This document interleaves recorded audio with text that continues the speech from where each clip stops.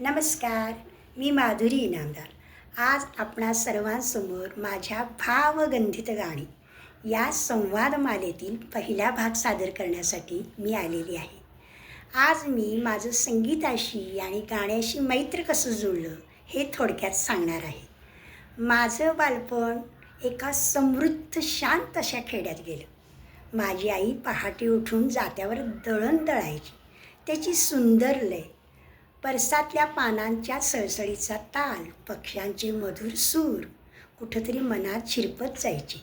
माझे वडील मी साखर झोपेमध्ये असताना मला थोपटत करुणाष्टके आणि दत्ताची गाणी गायची. त्यावेळेला त्याचा अर्थ नाही कळायचा, पण ते सूर त्यांच्या स्पर्शातून मनापर्यंत पोहोचायचे हे मात्र नक्की. पहाटे येणारी वासुदेवाची स्वारी, संध्याकाळी घुंगूर काठीवर धनगर गाणी म्हणायचे. ती गाणी श्रावण महिन्यात बायका फेर धरून गाणी म्हणायच्या. ती श्रावण गाणी, जात्यावरच्या ओव्या ऐकत ऐकत मी मोठी झाले आणि हळूहळू माझं संगीताशी आणि गाण्यांशी पक्क मैत्र जुळलं हे मात्र अगदी नक्की खरे. आता आपण संगीताविषयी थोडं बोलूया. सामवेद हे तर आपण संगीताची उत्पत्ती मानतो. महाभारत आणि रामायण ही आपली 2 महाकाव्य. ऋचा आणि त्यांचं गायन यातून तर राग निर्माण झाले. आपला महान ग्रंथ श्री भगवद्गीता हा गेय स्वरूपात आपल्या संस्कृतीनं संवर्धित केला.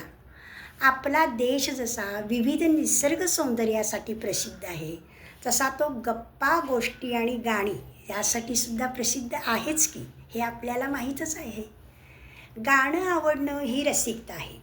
मला वाटतं गाण्याइतकी हृदयाला लगत चिकटलेली दुसरी कला क्वचितच असेल. कारण पहाटेच्या भूपाळीपासून रात्रीच्या अंगाईपर्यंतचा प्रवास आपल्याबरोबर गाण्याचा सुरूच असतो.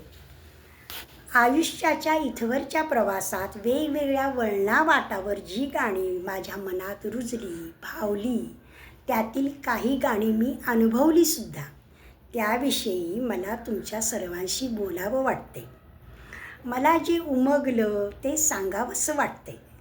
त्याचाच एक छोटासा प्रयास मी करणार आहे. या संवादमालेनं सुरू करते आहे. अर्थात या बाबतीत माझी भूमिका केवळ एक रसिक म्हणून आहे. कारण गाण्याचं मला कोणतंही तांत्रिक अंग नाही. मला माहीतही नाही. बाभ बोरकरांच्या शब्दात आनंदयात्री बनून मला गाण्याचा आनंद आपल्यासोबत लुटायचा आहे हे मात्र अगदी खरे. गाणं हे कविताच्या अंगानं बघावं लागतं.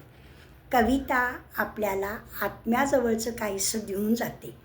काही कविता, काही गाणं आत्म्यापलीकडचं देऊन जातात. असलीच काही सुंदर गाणी, भावगंधित गाणी यासंबंधी मी आपल्याशी पुढच्या भागापासून बोलणार आहे.